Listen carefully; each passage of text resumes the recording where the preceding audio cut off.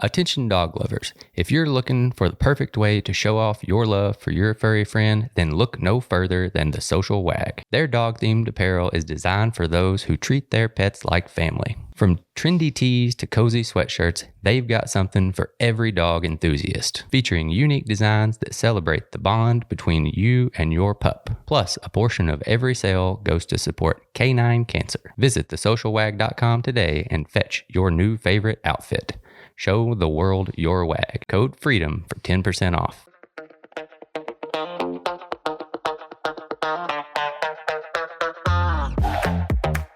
Welcome to Freedom and Hustle. I'm your host, Kyle Terry.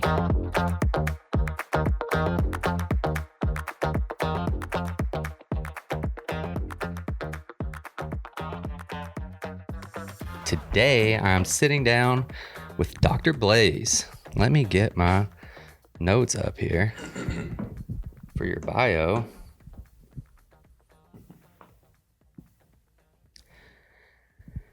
All right. I just pulled this from the website. Perfect, Do you know what it says? Not at all. I didn't figure. So Dr. Alexis probably put this on the website. 100%. She's in control.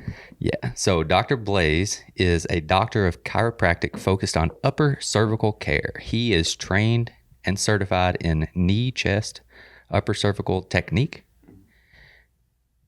torque release technique, and Tauski tonal chiropractic model.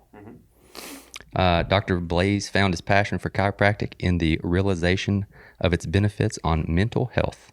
Since finding his passion for mental health, he has made it a goal to spread hope to those who suffer in the Richmond, Kentucky community. Mm-hmm. Does that sound about right? That's pretty accurate right there. All right. Let's add to it. What got you into chiropractics? So we'll talk about that, and then we'll go back and forth in your timeline. Gotcha. So very originally, I come from a family of hockey players, and my dad had a whole bunch of injuries, as most people think with combat sports. And one day I woke up and he just wasn't in bed. Usually I got up before him during school, and he had taken himself to the hospital. And he had all these issues going on. It turned out to be a nerve issue in his neck that was debilitating his left arm. Okay. And I was, I think, 13, 14 at the time. And nothing would help him. He went to all these different doctors, all these different specialists, all the way to the point where they said, well, we want to cut you open. We want to do surgery. And my dad was not one to take a pill potion, or definitely not surgery. So eventually somebody said, go see a chiropractor. He's like, those people are quacks. And I said, okay, well, stay in pain then. Do your thing. Finally he went. And of course, after quite a while, it began to help him.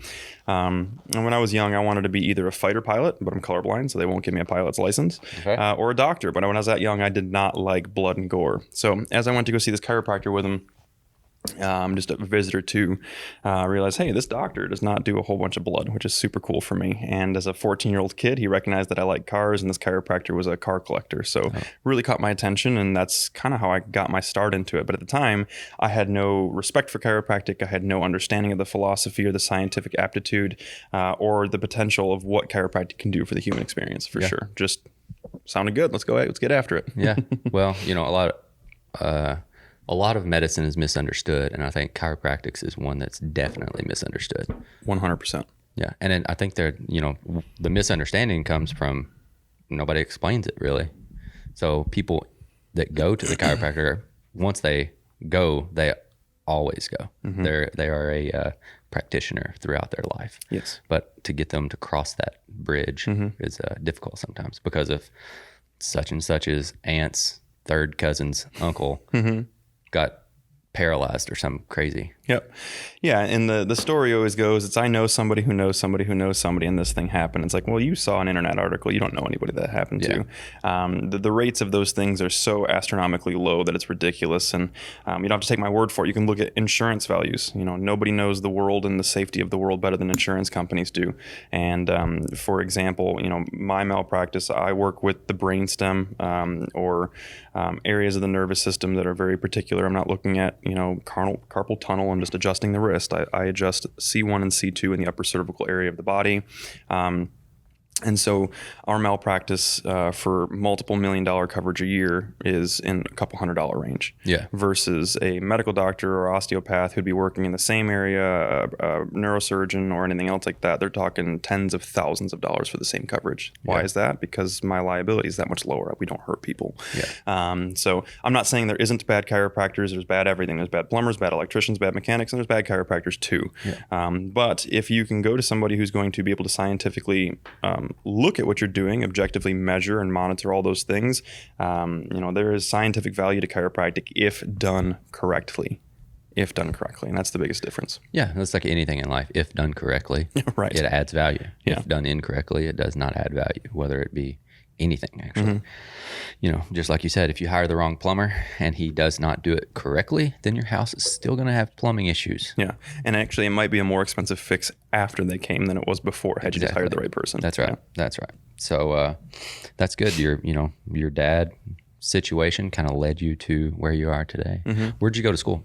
I went to undergrad in community college in Detroit. My family doesn't come from too much, and I had the fortunate opportunity to work, so I welded as I paid my way through school for undergrad. And then I went to Sherman College of Chiropractic down in South Carolina, Spartanburg, South Carolina, which in my opinion is hands down the best chiropractic school in the world. I don't say that because I'm an alumni and I absolutely love the place. Nope, there's politics involved in anything, and I don't necessarily love every single aspect of any education or any type of politics, but Sherman College is the best education you can get in the world. Yeah. Awesome. And now your wife, Dr. Alexis, she went there as well, correct? Correct. Yeah, that's where we met. I'm from just south of Detroit, and she's from Pikeville, Kentucky. Two places that generally wouldn't be hanging out too much together until, I think the Lord just kind of brought us together at chiropractic school. Yeah. Awesome. And now, how do you guys don't have any kids, right? Correct. So balance is a little bit easier. But how do you balance regular life, your faith, and, chiropractic, working on people? Because I know when you have a true passion for something, you can do it all day and you don't step back and take time for yourself. Yeah. People don't like when I say this, especially my family. There really isn't a balance. I think balance is a fallacy. I appreciate the concept. And there has to be a balance with certain things. Your diet has to be balanced. What you do with your children has to be balanced. No kid wants to sit at dad's softball games all day long, But with what we do, I really have a hard time saying there's balance. For our life, God is number one. Family is number two. And our profession is number three. There's not really a separation for those things. Like you said, we don't have children. So Alexis and I are together 23 and a half hours a day. This half hour today being she's not here right now. Other than that, we are always together. And so our goal is to be able to serve God as well as we can and listen to his will. And the best way that we do, I'm not a preacher. I'm not going to be sitting around reading a Bible to people, trying to convert them into my faith. But the way that I communicate my faith and my passion through our office and our work is how we teach, how we study, and how we practice our work. For us, chiropractic, this is not a definition as much as just what people have said. People who have created the profession or developed the profession is chiropractic is to connect man, the spiritual, with man, the physical. Yeah. And that to me is, more on the spiritual realm than it is in the physical or just business realm for sure. Yeah. I always like to ask people that question because, most of the people that I've interviewed are at some point, they're somewhat successful in life and business, and they all have that same answer. It's balance is a fallacy. There's no true balance. You work super hard to get successful. Whether it's early on in your career like you guys or somebody who's been in business for 40 years, they still have that same aspect of I'm going to work when I need to work. Yeah, for sure. And people always ask, well, what, you guys don't go on dates? It's like we went to the movies for her birthday this year. It was the first time we've gone on a date in 4 years. Right. And all the females in our life, like, that's so horrible. You don't treat her right. It's like, no. We find joy in communication and connection in things that the average person doesn't. Same. Right. Us looking at x-rays for 45 minutes and finally finding that thing is just like you and your husband going to go do the thing that you guys do, or your wife going to do the thing that you guys do. We find joy and passion in things that people find weird. Our office is growing. We do everything together. We've been building our house together. We built this office together. That is our date. You know, cooking dinner together is our romantic time together. It's like, well, yeah, everybody cooks, everybody eats. It's like, how are you spending your time together? Because we are passionate about this one thing together. And like you said, we don't have children. So this takes up all of our time and energy, not poorly, not angrily, not, oh, we have to go work. This is what we do. Yeah.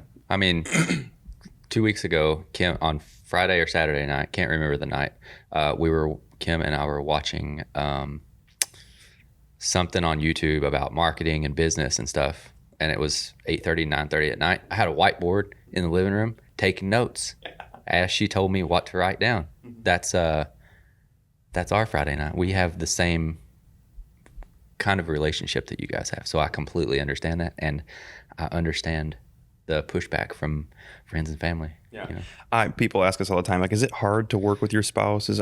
My response is, I don't know how you don't work with your spouse. I don't know how you married somebody that you don't want to work. The idea is like, I got to be 9 hours away from this person, and I'll just come home and just, we're going to talk at dinner time. Like, if I'm away from my person for too long, you know, don't be wrong, I like my alone time. I like being out in the garage and tinkering on the lawnmower, but you know, we do everything together. And I just couldn't imagine relationships who are just like, oh, I just can't wait to get free time from my spouse. It's like, well, all right, yeah, teach their own.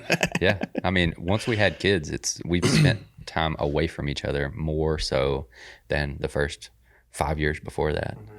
But we still we both dropped Rose off at school this morning together, fixed Mabel's breakfast together. Like, that's just part of who we are. Yeah. So, and that's huge too, because that right there is cultivating a change in our country for the family unit, the thing that's been attacked for the last however many years or decades. And it's like, well, why are you doing this? It's like, because, well, God and my family come first. I do own a business or series of businesses, and we are very busy, but my 2-3-year-old doesn't know that. Whatever else, like, no, they want mom and dad, and that's what they're going to get. Right. That's huge. Yeah, for sure.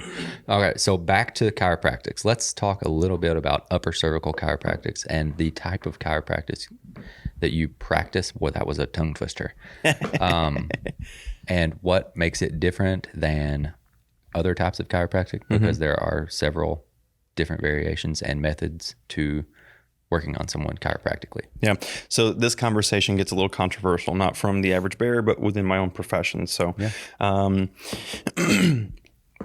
we not so kindly, jokingly say there's multiple types of chiropractic, and the average chiropractor that everybody's going to go see is just randomly adjusting or trying to get cavitations, trying to get that pop. It's all the videos you see online, TikTok, YouTube, all those things. It's really just pop and pray. Yeah. I'm going to pop this bone and I hope it helps you. I have no reason to believe that this is the bone that was out, other than like, oh, it kind of felt tight right there. Well, my elbow feels tight on the right side, not my left. You want to pop this joint? No, I can just relax that muscle. So there has to be an objective analysis as to what's going on. Then the next step up is very specific, analytical, full spine work. There's different technique groups that are doing this. They're taking x-rays, they're taking pre and post measures. They are scanning with thermography like we do in the office. Fantastic, fantastic work.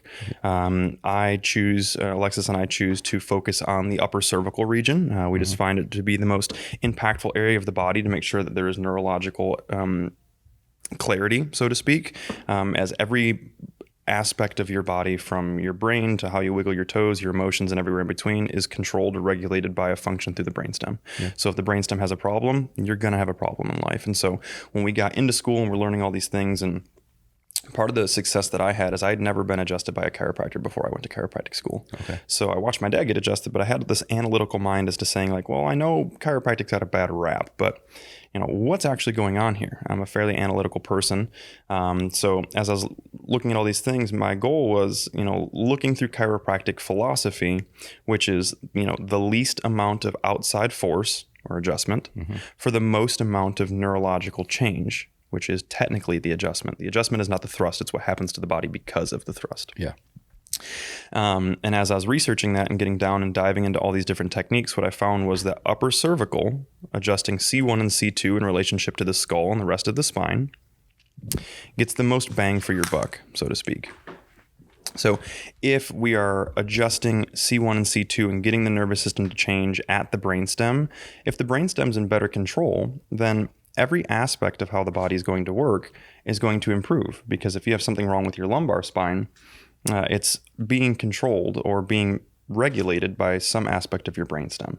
So we've chosen to adjust just in that area. Now, when it comes to practical application, because we can get into the weeds and conversations of neurology and all that other stuff, but when it comes to practical application, What makes us different than the average chiropractor is specificity. We are looking at things to a nauseatingly tiny amount of detail. We are measuring things to an infinitesimally small amount when it comes to our other professional colleagues. When I take an x-ray, or we've recently purchased a new cone beam computed tomography machine, which is even more specific. It's three-dimensional x-ray, for lack of better terminology. When we are looking at measuring things, we are looking at the individual joint surfaces between C0 and C1 on the right, C1 and C2 on the right, C0 and C1 on the left, C1 and C2 on the left, and the shape of those articulations, the angle of those articulations, what is your normal? Nobody's a textbook. We all have different faces because our bone structure is different. So I'm measuring the bone structure. Once we measure your normal bone structure, then we can measure the misalignment. And when I say a small amount, we're measuring these things to the 1/10 of a millimeter and the 1/10 of a degree of misalignment. That way, when we adjust you, it's not a guess. It's not I think this way or I think this is tight. How do you feel today? No, this is all based on scientific evaluation or data, tests, scans, x-rays, cone beams, everything. Cool. Yeah. The chiropractors that I went to growing up, they always did x-rays and stuff too. So I guess they're on the other side of doing a good job and just do a different practice, if you will. Yeah. So that's good. How long you guys been in business? Alexis opened the office in January of 21. 21. Yeah. Awesome. And you guys were in a smaller space. Now you're in a much larger space. How do you stay up to date with the latest trends that are going on within medicine, or within the types of chiropractics? You just said you bought a new cone beam 3D machine. So that definitely is staying up to date and increasing your ability to help your patients more. Definitely. Yeah. It's a matter of being in the world. If you show up, you can be involved. And the upper echelons of chiropractic are definitely a small world when it comes to who's in education, who's in furthering research, who's in clinical and practical advancements and things like that when it comes to practice. It's a very small world. So being involved with those people, it means going to seminars all the time.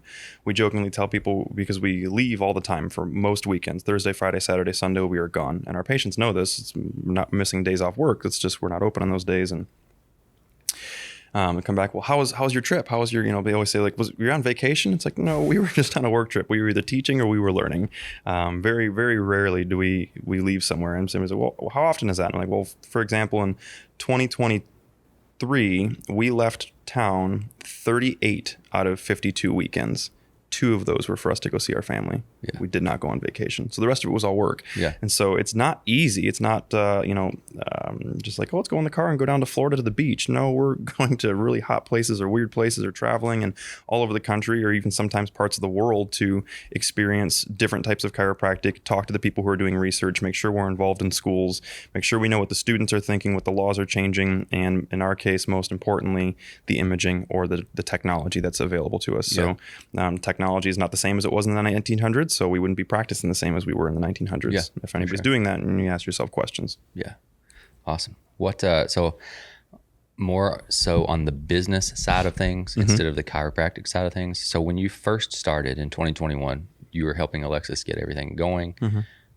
What did you guys do to get your first customer in Richmond?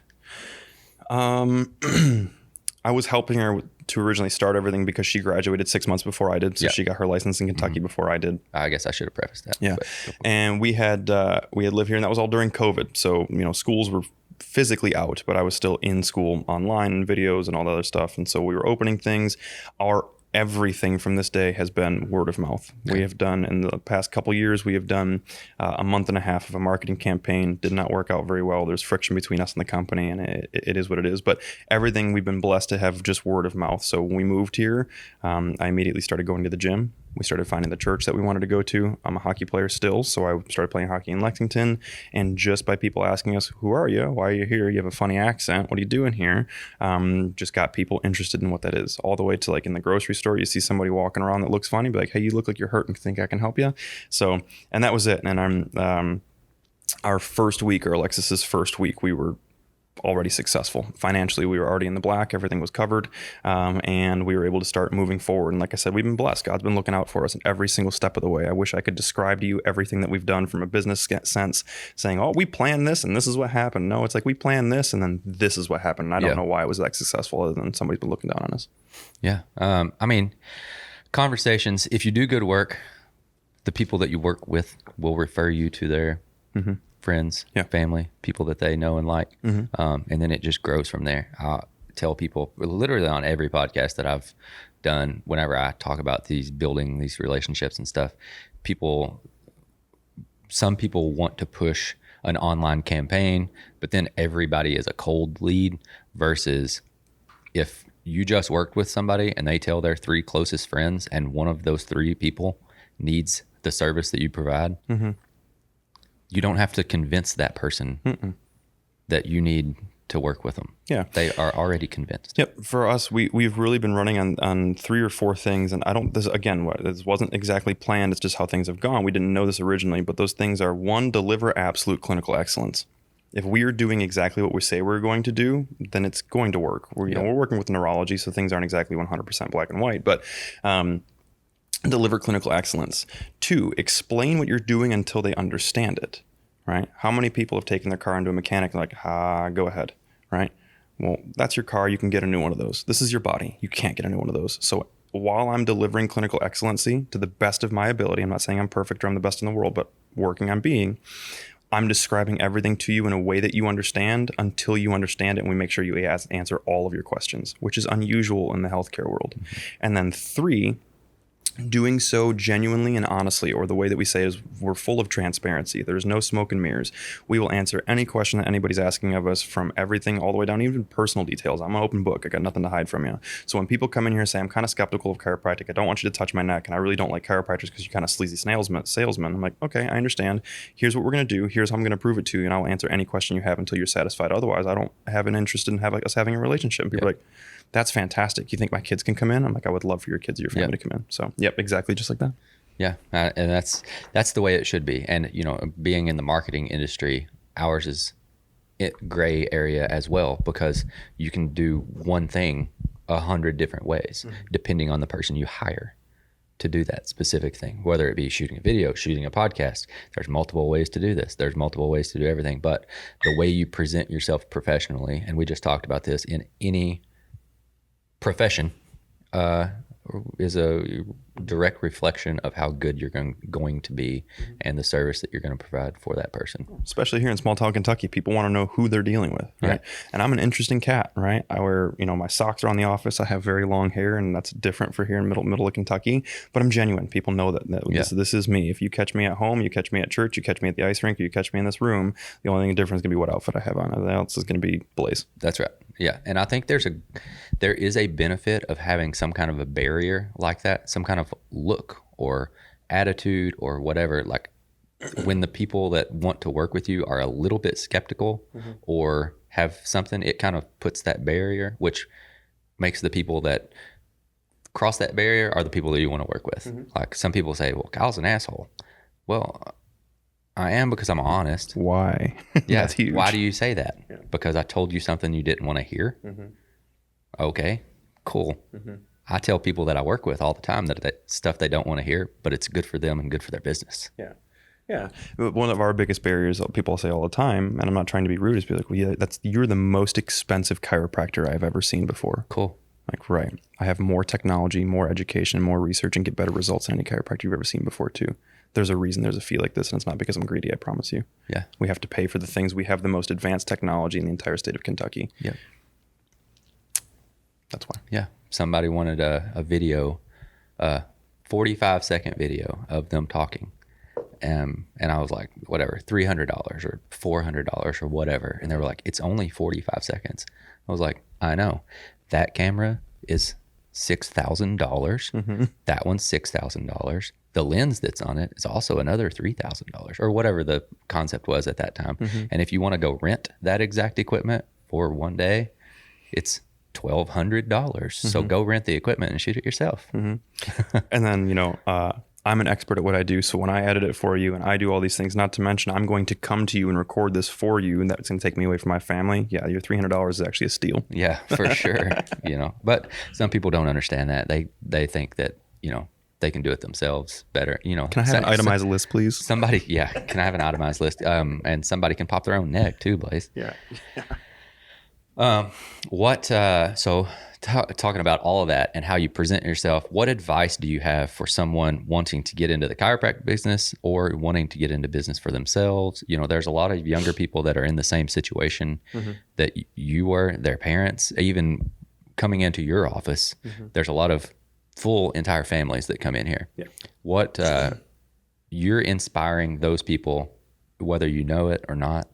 What advice do you have for somebody who is 17, 19, 20 years old, wanting to go into business or go into specifically the chiropractic business? Well, thank you, because that means a lot. That is a very interesting conversation for Alexis and I, not realizing the influence that we do have or the opportunity that we have. But my advice would be recognize what you are willing to sacrifice and why. Saying 17-year-old, that individual's not even in college yet. You have to recognize if you want to go to college, you're going to miss out on some parties.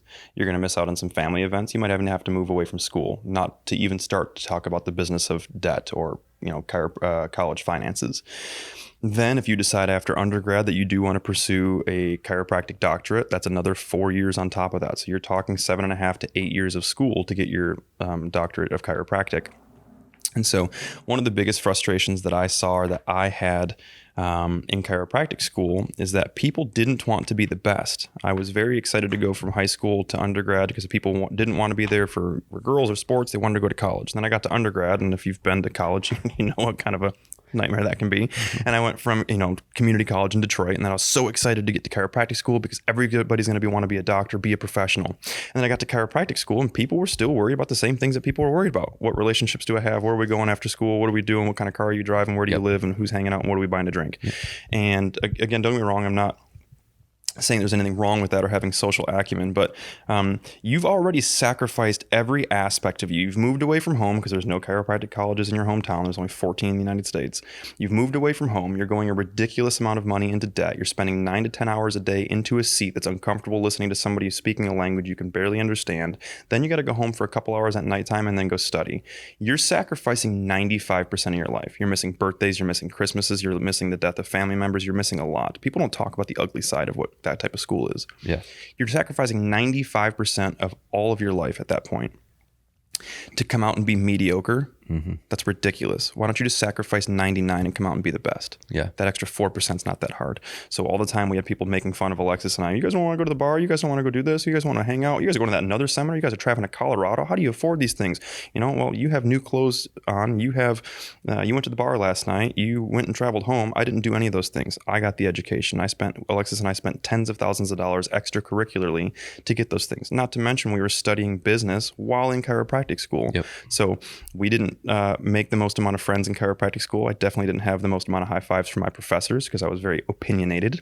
But at that time, we decided we were going to sacrifice everything. And then when we graduated, we decided I don't want to go work for somebody, even though we had some very lofty offers.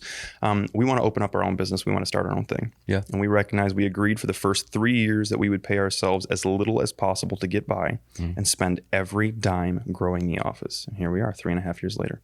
Yeah. How many, I don't know if that was inspirational or scary for people, but it should be both. The answer was yes. Yeah. If it scares you, it ain't for you. That's right. And going into business too. If someone has to convince you to go into business, then you need to go get a job.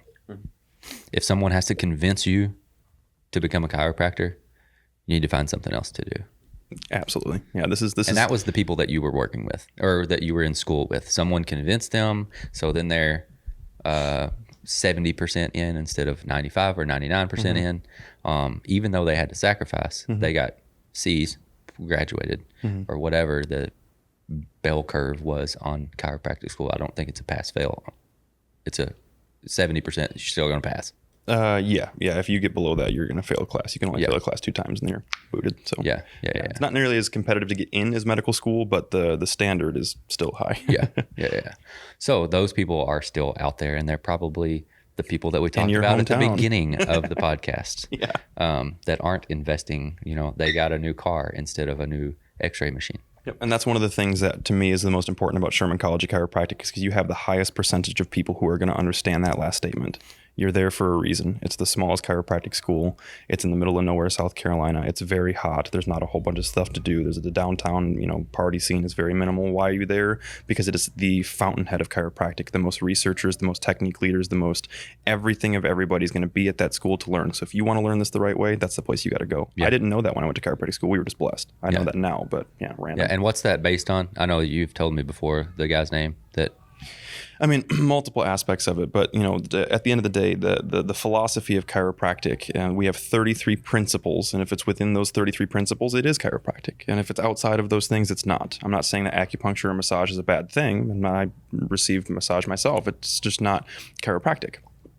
Same thing. One of the things with chiropractic is things natural. So no drugs, no surgery. I'm not saying those things are bad. I'm just saying that that's not chiropractic. So having a school that adheres to that understanding, keeping us philosophically safe, therefore having a philosophy as to why you would want to advance your scientific endeavors and technologies and things, you stay on the same page. If you look at medicine 100 years ago, they were cutting people, letting their ghosts out of their blood in order to get rid of disease. Yeah. You look at chiropractors 100 years ago, we were doing the exact same thing, just not as good of technology. Yeah. Awesome. So you guys wanted to do business and chiropractics. That's what I think a lot of people that are in the doctor or chiropractor or dentist space miss out on, or a lawyer or a CPA. They learn all of that side of it, but they fail. And I think the system kind of fails them on teaching them the business side of things. So if the person doesn't put in the effort to learn the business and the marketing side of it, then they're going to have to go work for someone else. And there's nothing wrong with that. No, not at all. And like in our case right now, we are getting ready to grow even more. So we're going to be looking for our second associate here pretty soon. And I'm not looking for the person who wants to own a business. Our first associate was a really good friend of ours, fantastic opportunity for both of us. But his goal was to go back home to Minnesota to open his office. And he's doing so right now fantastically. That was the goal. Right now, we're looking for somebody who wants to be clinically excellent, but wants to work. Clock in, clock out, and go live their life. So there's different roles for everybody, and I wouldn't say that the system is failing. I would say the system is doing exactly what the system is designed to do, and that's not let you necessarily come out of any of those professional schools having huge business acumen. Yeah. So we decided to do that, and one of the other reasons for that is we're trying to create better opportunities for our community, but for the world. I think that if everybody in the world understood that vertebral subluxation or nervous system interference was bad, and everybody knew that removing that was going to, add years to your life and add life to your years, we'd have more people trying to seek adequate nervous system, vertebral subluxation based chiropractors. And if that was, we'd have a happier, healthier, and more whole world. But that being said, chiropractic is a rough financial profession. We have some of the highest default rates on loans when it comes to any of the professional worlds, everything else. And the average salary for a chiropractor, I might be slightly off of this number, but is around $60,000 a year. Is the average salary for a chiropractor in the United States, right? So you think, I went to school for 8 years. Blaise just said he's going to sacrifice 99% of his life, and you want me to make $60,000 a year?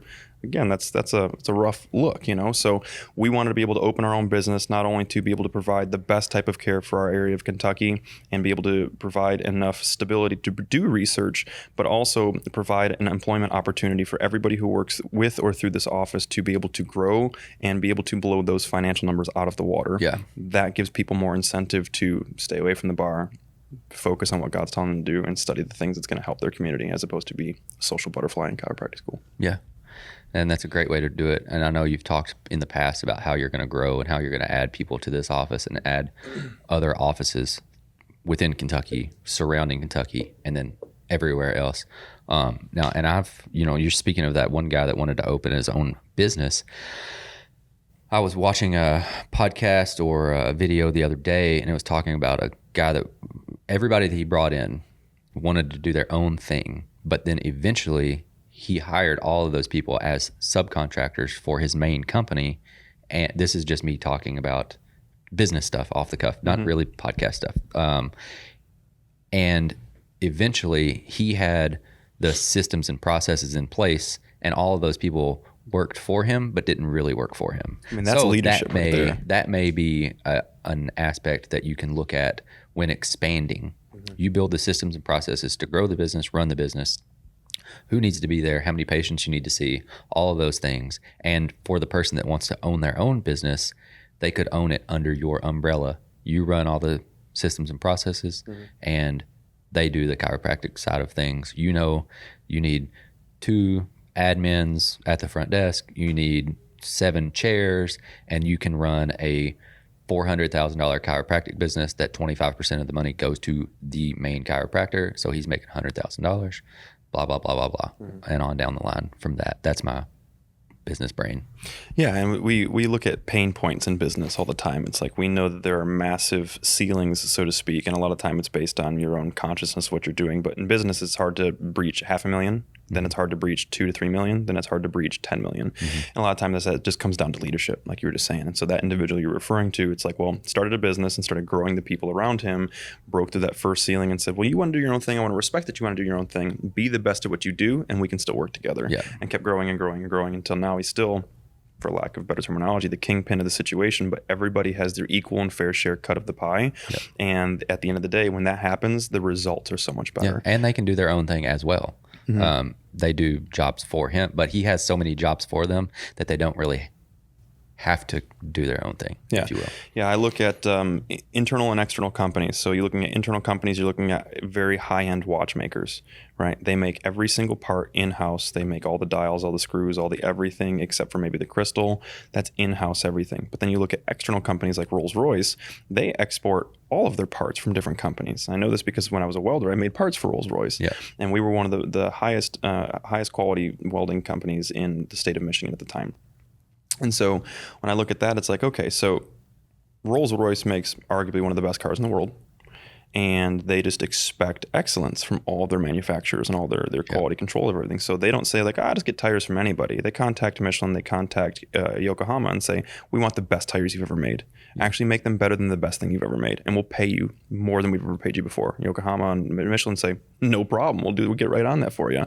At the end of the day, yes, the cost goes up. Yes, the time goes up, but they're producing a product that is untouchable. Yeah. Because the people they work with are excellent in their career and they don't have everything in-house because they want other people to have their freedom. Yeah. Yeah, exactly. Like freedom and hustle or something. Yeah, for sure. Hard work and freedom. That's what we're all about, Mr. Blaise. So now we've talked about upper cervical chiropractics, other chiropractors. If someone is in the United States somewhere and they don't know the difference, they've just learned that. And now how do they find an upper cervical chiropractor? So that's a little bit more of a complex question because we do have a handful of directories that are doing their best in order to bring that information to people. But right now, I believe the best, most adequate, most information-based, and fastest growing is uccnearme.com or Upper Cervical Chiropractor Near Me. If you go on that website and type in your address, your zip code, or whatever else, it's going to show you who the closest and most physically, geographically closest person and scientifically or clinically closest person to the work that we're doing is. A handful of our friends have started that online website directory, and it's working fantastic. Yeah. Before it was a matter of like, well, Kyle, you ask me where your mom lives, and I'll Google some stuff, and I'll Facebook some stuff, and I'll make some calls, and next week I'll get back to you. That void is being filled, and right now, it's going to be massive. It's going to be massive. We're already seeing, when it comes to website speculations, exponential growth. And we're talking dozens and dozens and dozens and dozens of people per day are finding the person that's closest to them. So not just like going to Yellow Pages or just Googling chiropractor near me. It's like, well, unfortunately, the ratio is off. There's 60,000 practicing chiropractors in the United States and probably less than 3,000 upper cervical chiropractors practicing this proper work. So if you want to find the right person, go to uccnearme.com. Yeah, for sure. I'll link your all's website at the bottom. And it has the links for UCC Near Me at the bottom of your all's webpage, I'm pretty sure. Yeah. So on a lighter note, what's maybe not lighter note, what's something that has inspired you? What's the biggest change that you've seen in a person? And I know you've told me a few stories that you've helped people come through, and then we'll talk about that and then one more. One of the biggest catalysts of my career, this story is way longer than this, so we'll talk about it another time. But Alexis and I were on a mission trip with 18 of our really good friends from chiropractic school and 4 of our mentors. We went to Medellin, Colombia. to bring Jesus and chiropractic down there. And so we were adjusting thousands of people within the course of a week, which was the most incredible experience, both clinically, spiritually, everything. It changed my life in more ways than just this conversation. Again, we'll talk about that another day. But we had saw a school down the hill from the church that we were adjusting people in. And a friend of mine, Dr. Terrence Hoff, we noticed the school and asked our mentor, hey, can we go down there and adjust people? And he's like, yeah, be careful. We're in Medellin, so take your translator, be careful. But go ahead and go down there. We went down there, and the nurses and the teachers said, no, you can't adjust these kids because they're minors, so we have to wait till parents are here. And they thought we were just going to buzz off. But I was like, hey, when do the parents come? And they're like, they come back at like 3:30. I'm like, all right, great, we'll be back at 3:30. So we walked down there. And I ask again, like, hey, can we adjust these kids? I say, you have to clear it with the parents. So it's me, Dr. Terrence, and a translator, and we're asking the first, mom comes through with her kid, no. And as these kids are coming out, we start to recognize this is a special needs school. These children all have some type of mental deficiency, so to speak, and they're not just teachers; they're full-on nursing staff and everything else there. And so finally, one mom kind of comes up to us and says, whatever, go ahead and adjust my kid. You guys are American doctors, like, get after it, see what you can do. And so we do the analyzation that we have in this child, which in the field is much different than what we have in the office, but we still had neurological testing or scanning tools to see if this individual had nervous system interference. We found that, yes, he did have nervous system interference. We got him on the table. We adjusted very specifically one bone in one direction, one specific thrust, no popping, cracking, twisting, or randomness.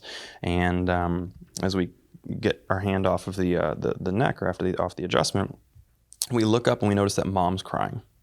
I'm like, ooh, that's not a good feeling. I look over at my buddy Terrence, and he's like, I don't know what's going on. So he asked the translator, can you start figuring out? I look up, the head nurse is crying. And the teacher's crying. And then all of a sudden there's a line of moms and these students like behind crying mom number one. And we're like, translator, can you please see what's going on right now? Like, what is happening?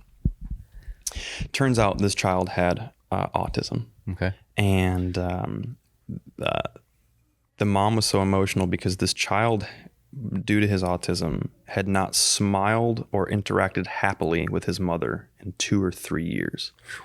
So,